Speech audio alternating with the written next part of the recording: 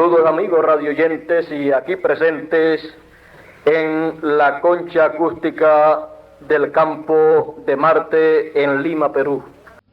Es para mí un privilegio poderme dirigir a ustedes en esta ocasión para darles a conocer el tiempo en que vivimos y la realidad de este tiempo para todos ustedes. En esta ocasión quiero hablarles sobre el tema la realidad del tiempo o tiempo de ser realista. Es tiempo de ser realista. Cada persona que vive sobre la tierra le corresponde ser realista en cuanto al tiempo en que vivimos y en cuanto a lo que debe hacer en este tiempo. En todos los tiempos ha habido esa realidad. Encontramos que en el tiempo de Noé había una realidad que se estaba viviendo en aquellos días, a la cual tenían que enfrentarse las personas de aquel tiempo. Y había en aquellos días un hombre de Dios, un profeta de Dios, al cual Dios le habló y al cual Dios le reveló lo que habría de acontecer. Dios le reveló la realidad del tiempo en que él vivía. Por lo tanto, él tenía la revelación de la realidad de aquel tiempo para darla a conocer. Y él comenzó a anunciar la realidad de aquel tiempo. Él comenzó a enumerar la condición de aquella civilización y comenzó también a decir lo que Dios habría de hacerle a aquella generación. Encontramos que este hombre de Dios, Noé, tenía un mensaje que quizás no concordaba con el intelecto humano de aquellos días, porque en aquellos días nunca había llovido. La Escritura nos dice que en aquellos días la tierra era regada durante la noche con un rocío que subía de la tierra. Por lo tanto, aquellas personas no habían visto llover agua del cielo. Sabemos que eso no era conocido por aquella generación. Pero el hombre de Dios, el profeta que Dios envió en aquellos días, tenía la palabra de Dios que revelaba lo que Dios habría de hacer en aquellos días. Todo aquello habría de venir por causa de la condición de aquella generación. Por lo tanto, cuando apareció aquel profeta, era tiempo de ser realista.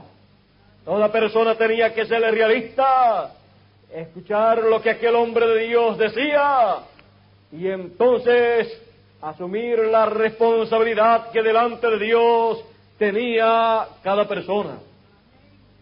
Las personas de aquel tiempo no quisieron ser realistas.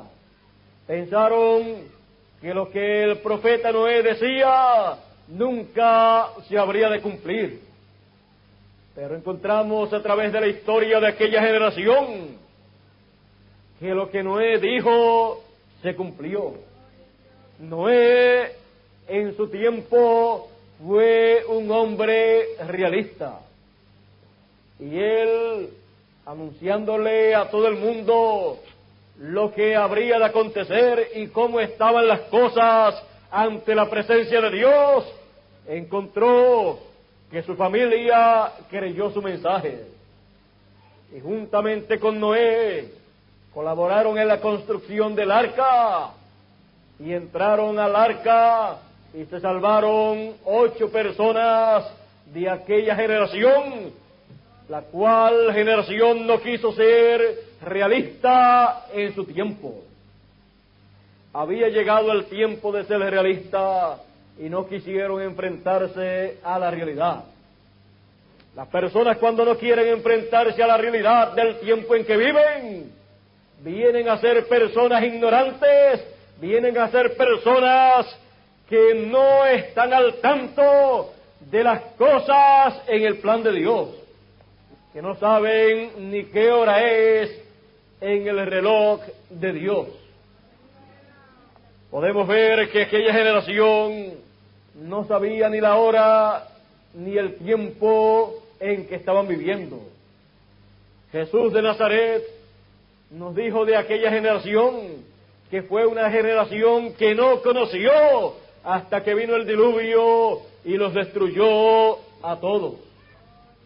Fue una generación sin conocimiento, aunque era una generación científica, era una generación sin el conocimiento del plan de Dios para aquellos días, una generación sin el conocimiento de las cosas de Dios en aquel tiempo, porque no quiso enfrentarse a la realidad del tiempo en que estaban viviendo.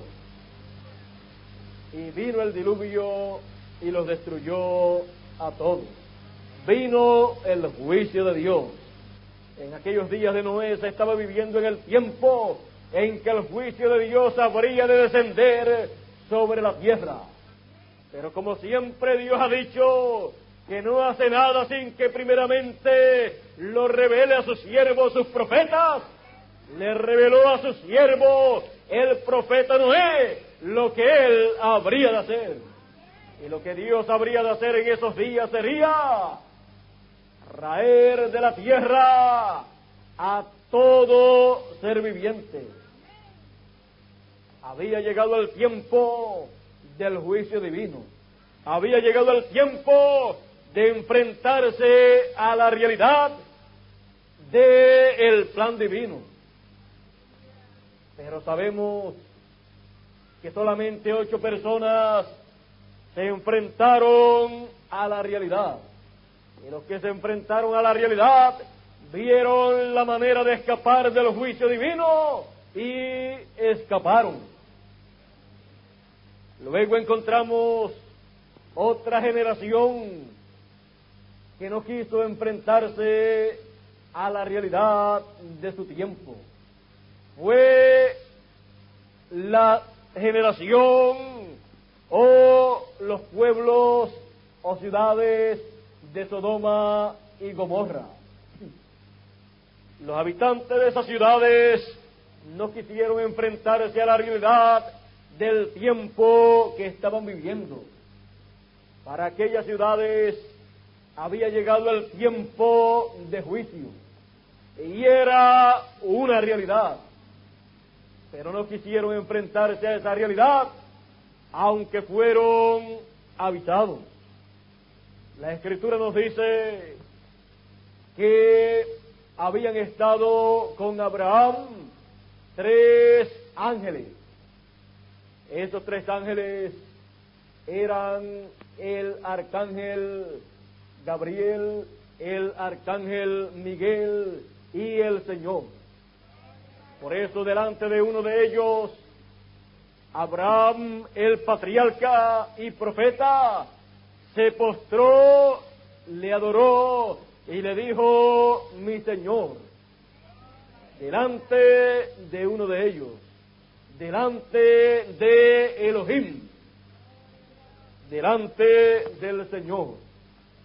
Así es que podemos ver que habían estado con Abraham hablando, y luego 2 de ellos, el arcángel Gabriel y el arcángel Miguel, descendieron hasta Sodoma y Gomorra.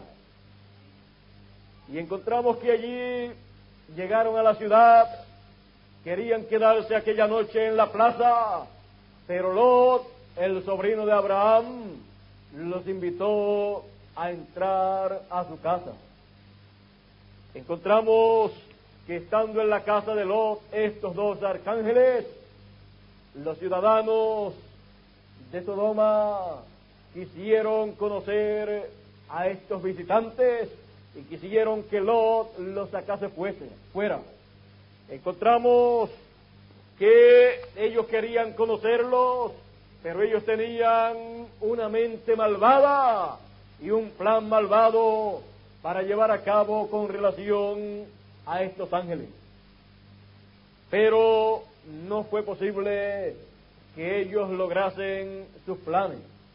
Aquellos dos arcángeles estaban allí con una misión divina, la cual misión era traer el juicio divino a los habitantes de Sodoma y de Gomorra, y también tenían la misión de sacar fuera a Lot con su familia para que no pereciesen en el juicio que vendría sobre aquellas personas que no quisieron reconocer la realidad del tiempo en que vivían.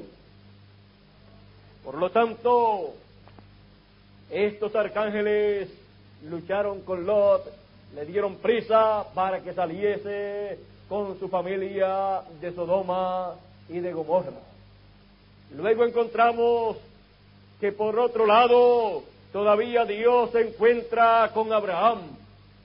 Y recuerden que estos tres mensajeros estaban en forma visible, estaban en forma de seres humanos.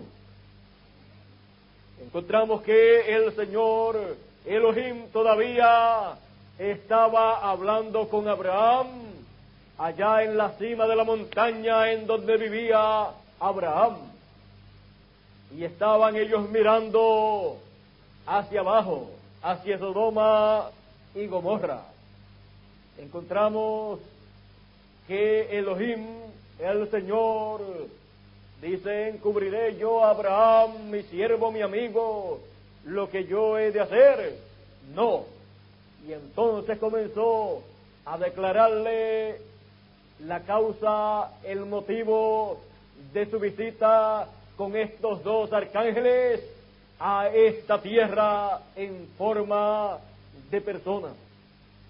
Encontramos que Elohim comienza a decirle a Abraham que habría de llevar a cabo un juicio sobre Sodoma y Gomorra, pues él había descendido con estos dos arcángeles para investigar si era así la maldad de Sodoma y Gomorra como había subido hasta la presencia de Dios. Y si era de esa manera, entonces el juicio divino habría de venir sobre Sodoma y Gomorra. Encontramos que lo que se hace en esta tierra, ya sean personas o ciudades, encontramos que todo eso llega hasta la presencia de Dios, y Dios es el que juzga la condición de la humanidad, y Él es el que determina el juicio que ha de venir sobre la humanidad en el tiempo correspondiente. Todo tiempo no es tiempo de juicio. Hay tiempo para todo. Hay tiempo para sembrar y hay tiempo para cosechar. Hay tiempo para reír y hay tiempo para llorar. Hay tiempo para nacer y hay tiempo para morir. Hay tiempo para bendición y hay tiempo para juicio. Cada cosa tiene su tiempo. El tiempo para juicio había llegado para Sodoma y Gomorra. Pero antes de Dios enviar un juicio, primeramente tiene que haber una investigación de juicio. Y luego tiene que haber una oportunidad en donde la misericordia de Dios es manifestada para darle la oportunidad a toda persona para escapar del juicio que ha de venir. Por lo tanto, usted puede observar que aunque el Dios Todopoderoso es fuego consumidor, también es un Dios misericordioso, un Dios amoroso, que aun cuando la persona o la humanidad se merece el juicio divino, antes de derramarlo, le ofrece la oportunidad a los seres humanos de escapar del juicio divino y recibir la misericordia divina. Pero Sodoma y Gomorra no conoció su tiempo y no despertó a la realidad del tiempo en que estaba viviendo. Y salió Lot con su familia de Sodoma y de Gomorra, y vino fuego del cielo con azufre y los destruyó a todos. Eso fue nada menos que una destrucción nuclear. Eso fue nada menos que una destrucción atómica. ¿Es que acaso la gente piensa que solamente aquí en esta tierra los seres humanos son los únicos que tienen armas nucleares? Antes de los seres humanos conocer el misterio del átomo, ya eso era algo muy conocido y muy común entre las huestes celestiales. Por lo tanto, los seres humanos no se pueden vanagloriar de que tienen los mejores descubrimientos, porque eso es algo tan elemental lo que poseen, por causa de que allá en el cielo las huestes celestiales poseen todo el conocimiento de lo que aún todavía el ser humano no ha podido descubrir. Por eso es que las gentes, las naciones y los gobiernos a cada momento escuchan las noticias de que hay carros de fuego o platillos voladores, como le llaman, y no saben ni cómo llegan ni cómo se van. Y se les desaparecen ante sus propias vistas sin ellos poder hacer nada. Es que los seres humanos no saben que esos son los ángeles de Dios, y que si tuviéramos que explicarlo en palabras más claras para que fueran entendibles, podríamos explicarlo de la siguiente manera: son gentes de otra dimensión, gentes que existen en otra dimensión a la cual el ser humano no puede llegar en estos cuerpos terrenales. Son otras dimensiones existentes de las cuales los seres humanos conocen muy poco o nada. En esas dimensiones existen personas. A esas dimensiones o a esa dimensión celestial pertenecen los ángeles de Dios.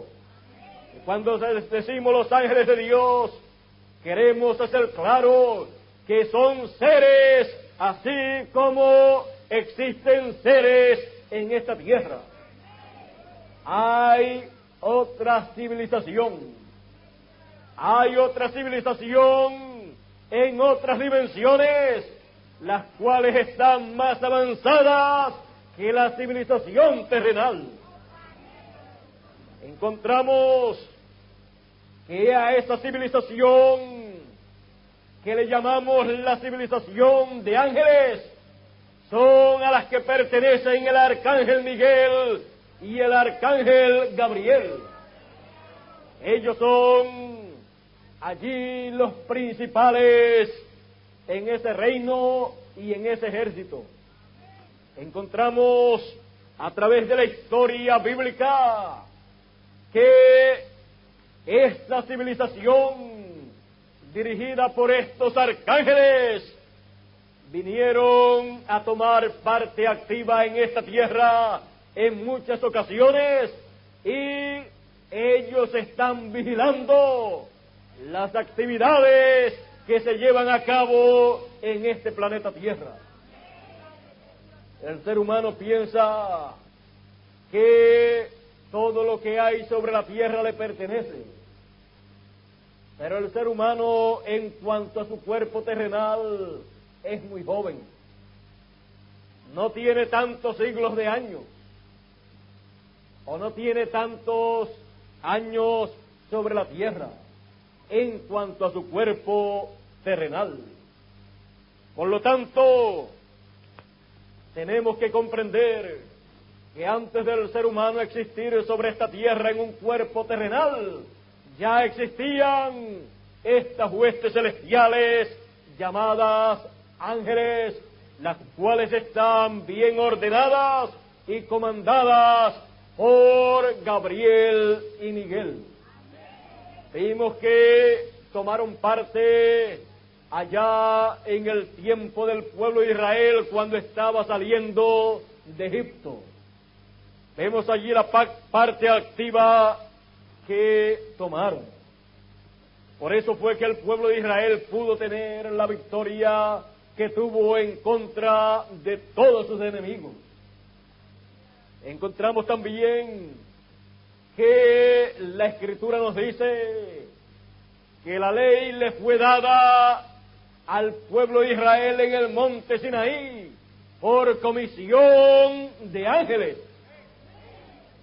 Por lo tanto, encontramos que la ley que Dios le dio al pueblo de Israel allí en el Sinaí vino a través de estos ángeles que fueron allí enviados.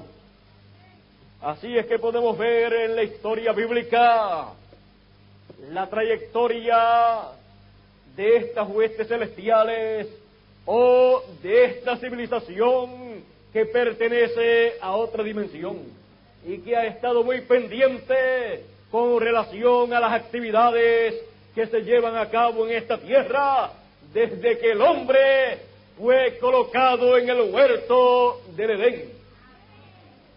Vemos también que allá en el huerto del Edén Dios colocó a 2 querubines con espadas en sus manos para guardar el huerto del Edén después que el hombre había caído de la bendición de Dios.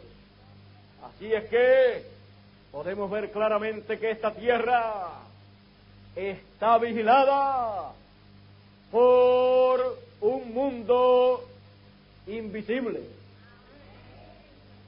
Podemos ver que en esta tierra las cosas que acontecen tienen un propósito.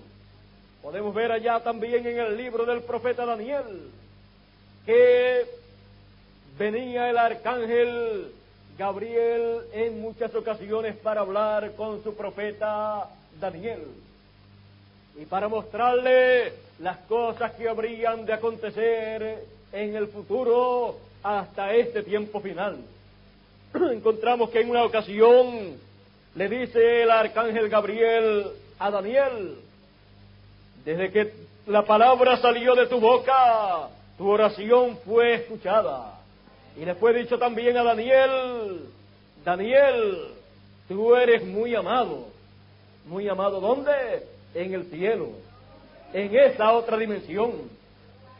Y le fue dicho: me detuve, tuve que detenerme, aunque ya tenía la respuesta para ti, pero tuve que detenerme porque tuve que luchar, tuve que pelear con el príncipe de otra nación. Y solamente me ayudó Miguel, el príncipe que está por los hijos de tu pueblo. Aquí podemos ver también a estos arcángeles de Dios con sus ejércitos interviniendo en el aspecto político de las naciones. Así es que tenemos que tener un cuadro claro en este tiempo, para en este tiempo ser realistas. Tenemos que comprender que no estamos solos en esta tierra. Hay gentes, hay seres de otra dimensión que están vigilando en esta tierra y están en esta tierra llevando a cabo la labor que le ha sido encomendada.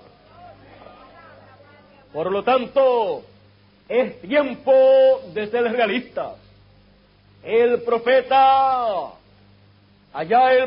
Daniel, cuando siguió recibiendo del arcángel Gabriel la revelación de las cosas que habrían de acontecer, encontramos que en una ocasión encontramos que Nabucodonosor había tenido un sueño.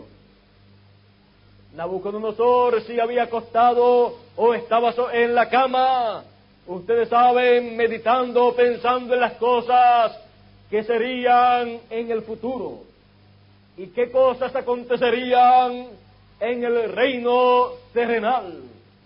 Y cuando quedó dormido, tuvo un sueño de parte de Dios en donde él vio el futuro de la humanidad. Pero cuando despertó, se le había olvidado el sueño.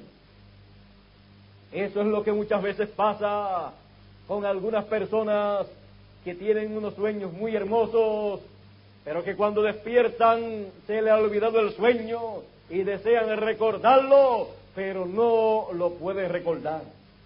Es que se le ha ido de la memoria. Encontramos que Nabucodonosor, siendo el rey de ese tiempo, quería conocer cuál era su sueño. Él convocó a todos los sabios, a todos los magos, a todos los astrólogos y a todos los astrónomos, a todos los sabios de ese tiempo, y les dijo que había tenido un sueño y quería saber lo que significaba. Entonces ellos le dicen a Nabucodonosor: dinos cuál es el sueño para darte la interpretación. Él le dice: el sueño a mí se me olvidó, pero yo quiero saber cuál fue el sueño y cuál es la interpretación. Era una cosa imposible lo que él pedía, y ellos le dijeron: nunca un rey nos ha pedido tal cosa, así es que no podemos complacerte en tu petición, porque para decirte lo que significa necesitamos saber lo que tú soñaste. El Nabucodonosor se llenó de ira y los sentenció a todos a muerte. Pero entre ellos había un sabio llamado Daniel, y ese sabio era un profeta de Dios.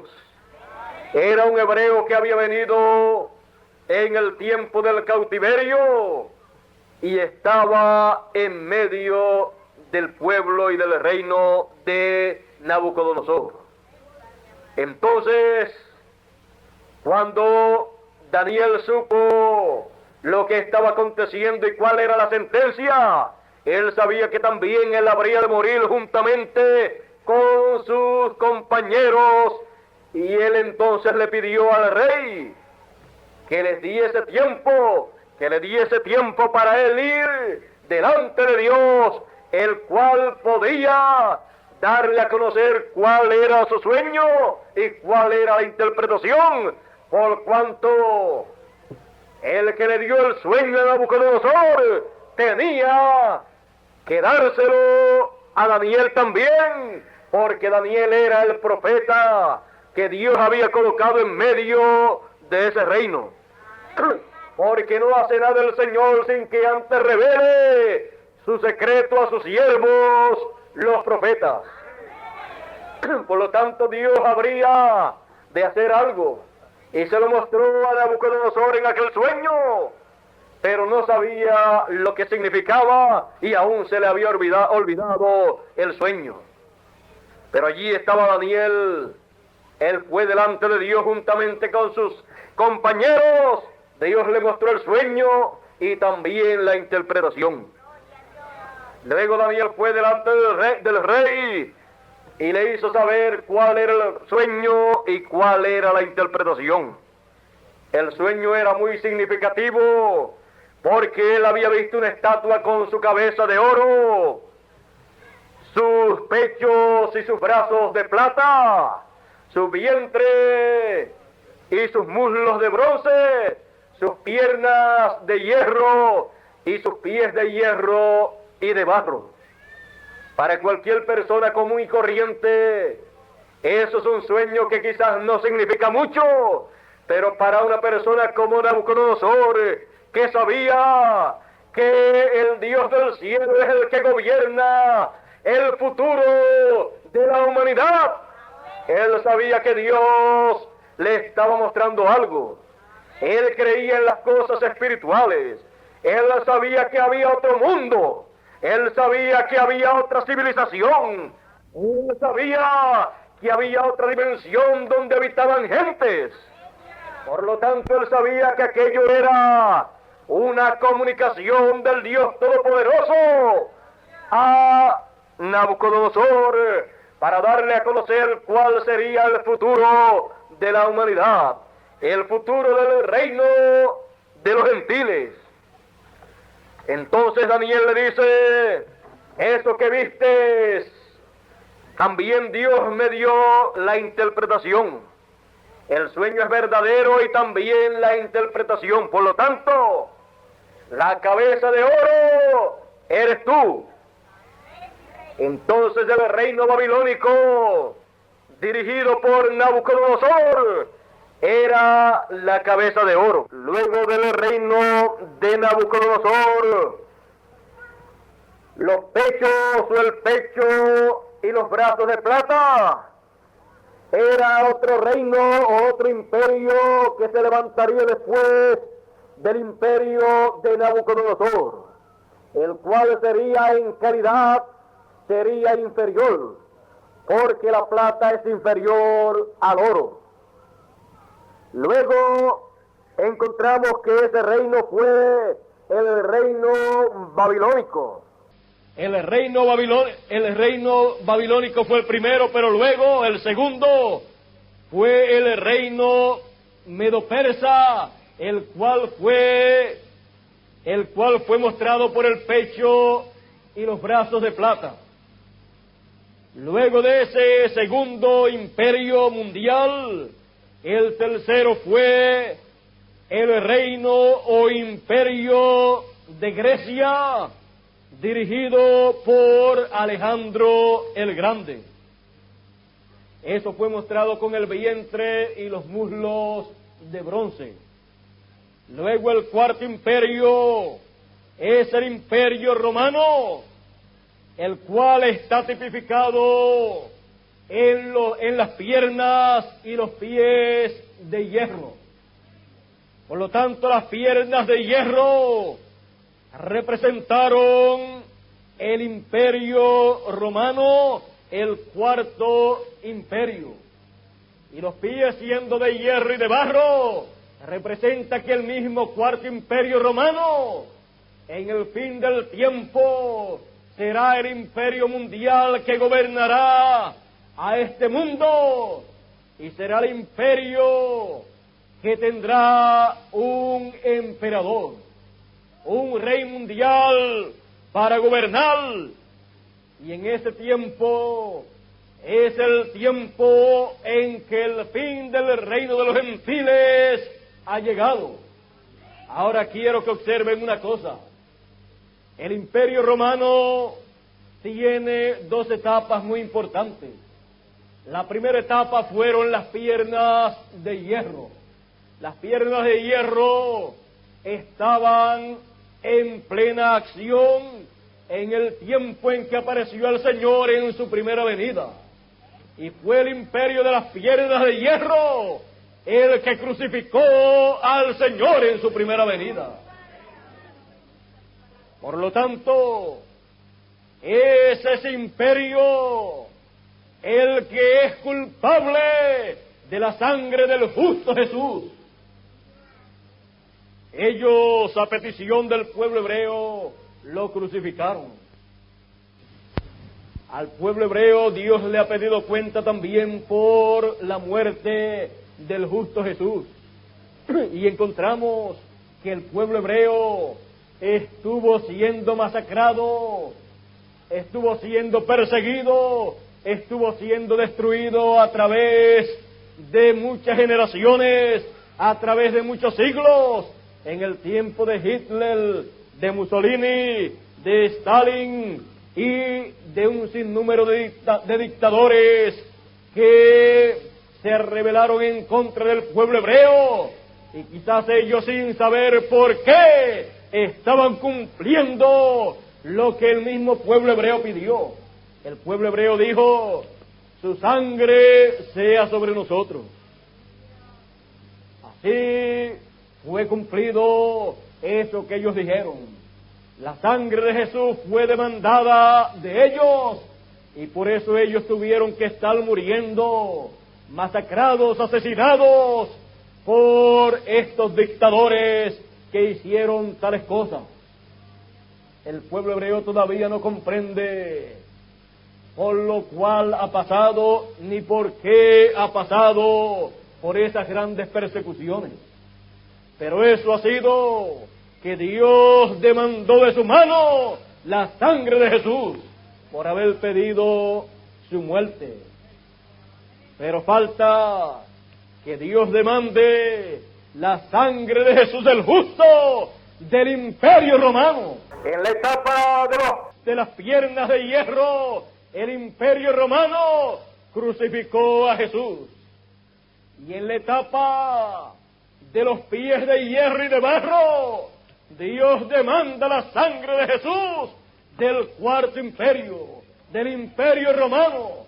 Por eso es que estamos viviendo en el tiempo en que el juicio de Dios vendrá sobre la tierra, porque es el tiempo de los pies de hierro y de barro cocido. Es el tiempo del Imperio Romano. Es el tiempo de la estatua que vio Nabucodonosor estar en la etapa de los pies. Por eso es que cuando Nabucodonosor estaba viendo esa estatua de arriba hacia abajo, cuando llegó hasta los pies de hierro y de barro, él vio que de la montaña salió una piedra no cortada de mano humana e hirió a la imagen en los pies de hierro y de barro. Y cuando la hirió, dice que desmenuzó los pies de hierro y de barro, desmenuzó las piernas, desmenuzó el vientre y los muslos de bronce, desmenuzó el pecho y los brazos de plata, y desmenuzó la cabeza de oro. La estatua completa fue desmenuzada, y vino el viento y sopló, y se lo llevó, y no quedó nada. Todo eso, sabiendo nosotros que esa estatua representa el reino de los gentiles, el imperio de los gentiles, y que esa estatua señala también el tiempo de los gentiles, tenemos que despertar a la realidad del tiempo en que vivimos para darnos cuenta de lo que ha de acontecer en este tiempo en que vivimos y de lo que ya está aconteciendo en el plan divino. Esa piedra no cortada de manos, venir de la montaña, eso representa que del reino de Dios, del monte de Dios, vendrá esa piedra no cortada de manos. ¿Y qué es la piedra no cortada de manos?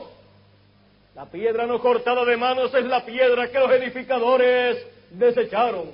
Es la piedra angular, es la piedra de tropiezo, la roca de escándalo.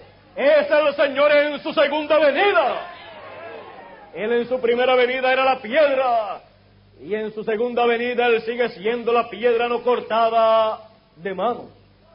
Y la segunda venida del Señor es la que le pone fin al reino de los gentiles. Por lo tanto, en el tiempo en que el reino de los gentiles está en la etapa de los pies de hierro y de barro cocido, es el tiempo para la segunda venida del Señor. Por eso fue que en la primera venida del Señor, el Señor no hirió a la imagen en las piernas, porque la profecía bíblica decía que la imagen sería herida en los pies, no en las piernas. Tampoco La venida del Señor, la segunda venida del Señor, tampoco podía ocurrir en el tiempo de Nabucodonosor, porque aquel tiempo era el tiempo de la cabeza de oro. La Escritura nos señala el tiempo de la segunda venida del Señor como el tiempo de la etapa del reino de los gentiles en los pies de hierro y de barro cocido. Ya la etapa de las piernas de hierro ya pasó. Esa fue en el tiempo de Jesús, y pudo hacer lo que hizo contra Jesús, porque Él vino como cordero. Él vino para llevar a cabo el sacrificio que estaba prometido en la Escritura. Pero en su segunda venida Él viene como el león de la tribu de Judá, como Rey de reyes y Señor de señores. El reino de los gentiles vino bajando de la cabeza hasta los pies de hierro y de barro, pero el reino de Dios viene subiendo desde los tiempos de Jesús, viene subiendo desde abajo hasta arriba, hasta la cabeza de oro del reino de Dios. El reino de los gentiles se encuentra actualmente en los pies de hierro y de barro, pero el reino de Dios se encuentra en la cabeza de oro. Por lo tanto, es el tiempo entonces para el Señor aparecer en la escena terrenal como Rey de reyes y Señor de señores, porque estamos en el tiempo del reino de Dios, en el tiempo de la cabeza de oro en el reino de Dios. Por eso fue que el Señor dijo para este tiempo final que el Hijo del Hombre vendría en su reino con poder y gloria. Él también dijo que para este tiempo final el Hijo del Hombre vendría como el relámpago que sale del oriente y se muestra, se manifiesta en el occidente. El oriente es la tierra de Israel. La primera venida del Señor fue en la tierra de Israel, pero la segunda venida del Señor nos dice la Escritura que será en el occidente, como el relámpago que sale del oriente y donde se muestra, donde se manifiesta, en el occidente. Él dijo que así sería la venida del Hijo del Hombre. La venida del Hijo del Hombre, entonces, la manifestación del Hijo del Hombre sería en el occidente. La tierra de Israel es el este, es el oriente, y la tierra de América es el occidente. Por lo tanto, la segunda venida del Señor, como la piedra angular, como la piedra no cortada de manos, para herirla a la imagen en los pies de hierro y de barro, es efectuada en América. América del Norte, América Central y América del Sur, incluyendo todo el Caribe. Todo ese territorio es el occidente. La promesa de la segunda venida del Señor es para el occidente. Por lo tanto, el occidente tendrá el privilegio de ver la piedra no cortada de manos, llegando a la escena terrenal con el mensaje divino, con la palabra de Dios, para hablar aquello que debe de hablar, y que todas las cosas que Dios ha dicho que ha de hacer, sean hechas en este tiempo final. Tenemos entonces nosotros que ser realistas en el día en que vivimos, porque es tiempo de ser realista. Sea realista, amigo que me escucha en esta ocasión. No sea ignorante como lo fueron los de la generación del tiempo de Noé y del tiempo de Sodoma y Gomorra. No sea ignorante como lo fueron también los que vivieron en los días de Jesús de Nazaret. Él dijo de aquellos que fueron ignorantes, por cuanto no conociste el día de tu visitación. Entonces dijo los juicios que le habrían de venir. Este es un tiempo de visitación de Dios. Este es el tiempo en que Dios visita a los seres humanos en el cumplimiento de la venida de la piedra angular. así como hizo en medio del pueblo de Israel allá en el este. Ellos fueron ignorantes y solamente un grupo pequeño fueron los que pudieron comprender que aquel era la piedra que los edificadores estaban desechando. Los edificadores eran los ministros de aquel tiempo, los cuales desecharon al Mesías, a Jesús de Nazaret, y todavía no saben que Jesús de Nazaret era el profeta y Mesías que ellos estaban esperando. Pero la Biblia había dicho que ellos estarían ciegos, que estaría encubierto de sus ojos esa visitación de Dios en carne humana, esa visitación mesiánica. ¿Y saben ustedes lo que dice Dios en su palabra acerca de los gentiles para este tiempo final? Que el reino de los gentiles, que el mundo gentil, estará también ciego, pobre y desnudo, como lo certifica el mensaje de la edad de la Odisea. Por lo tanto, el reino de los gentiles, los gobernantes terrenales con sus gobiernos, no podrán comprender la segunda venida del Señor como no la pudieron comprender los gobernantes del tiempo de la primera venida del Señor.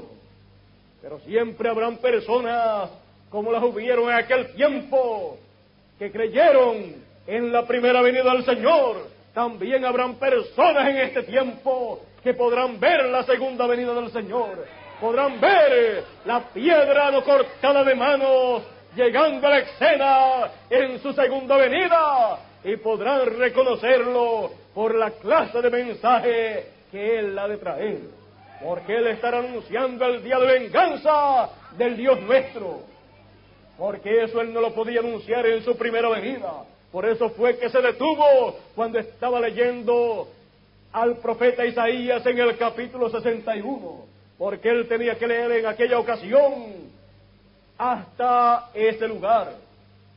Él vino en su primera venida para anunciar el año agradable del Señor, a predicar el año agradable, pero para predicar el día de venganza, eso sería en su segunda venida, para anunciarle el juicio divino al reino de los gentiles y decirle que su tiempo ha terminado. Eso sería en este tiempo final. A través de la Escritura podemos ver que el reino de los gentiles se encuentra en los pies de hierro y de barro. Y luego de eso no había nada más sino el juicio divino. Por lo tanto, en esta ocasión, en este tiempo, yo les llamo a todos ustedes a ser realistas, porque hemos llegado al final del reino de los gentiles. Después de los pies, la estatua no tenía otra cosa sino una piedra no cortada de manos que vino, pero no era de ese reino. Y vino a ese reino, vino a los pies e hirió a los pies, hirió a esa estatua en los pies, y ahí todo terminó para el reino de los gentiles. Tiempo de ser realistas. Este es un tiempo de ser realistas, porque Dios está cumpliendo lo que Él prometió. Porque hemos llegado al fin del tiempo. El tiempo no es más. El tiempo ha terminado para los gentiles. El tiempo ha terminado para el reino de los gentiles. Y entonces, si el tiempo para el reino de los gentiles ha terminado, ¿entonces qué?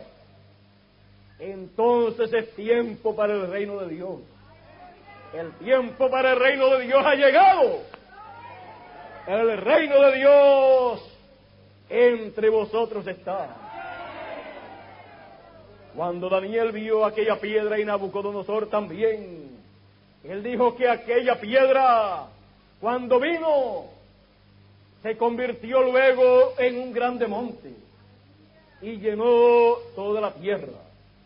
Y Daniel dijo que lo que eso significaba era que en el tiempo de estos reyes, en este tiempo final, el Dios del cielo levantaría un reino.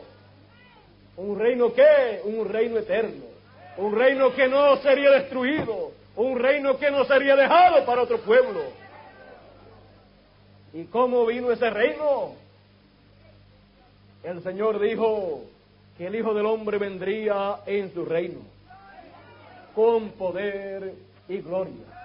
Y cuando Daniel vio aquella piedra llegar, el reino de Dios había llegado. Porque esa piedra, la segunda venida del Señor, es la venida del reino de Dios. Y el cumplimiento de la segunda venida es el cumplimiento de la venida del reino de Dios con poder y gloria, en donde el Hijo del Hombre es el que viene en ese reino. Y recuerde que cuando el Hijo del Hombre viene, siempre Él es un profeta.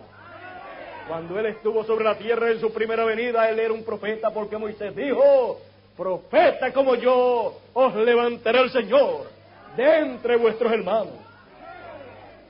Y cuando Él en su segunda venida viene, Él sigue siendo un profeta. Lo que la gente verá sobre la tierra en la venida de la piedra no cortada de manos, en la venida del Señor, será un profeta en donde estará el Señor metido cumpliendo su promesa. El hombre será un hombre de este siglo XX, será uno de entre los hermanos, pero el Señor estará dentro de él. Él estará dentro de ese hombre cumpliendo su segunda venida, y Él estará dentro de ese hombre trayendo el mensaje del día de venganza del Dios nuestro, y también consolando a todos los hijos de Dios, a todos los enlutados, y anunciándoles que la resurrección está por acontecer, está muy cerca. Y eso sí que son palabras de consuelo para todo el pueblo que cree en la palabra de Dios.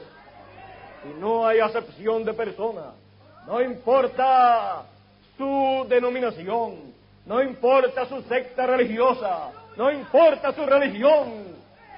En el reino de Dios, en el plan de Dios, no hay tales cosas como divisiones. En el reino de Dios solamente hay hijos de Dios.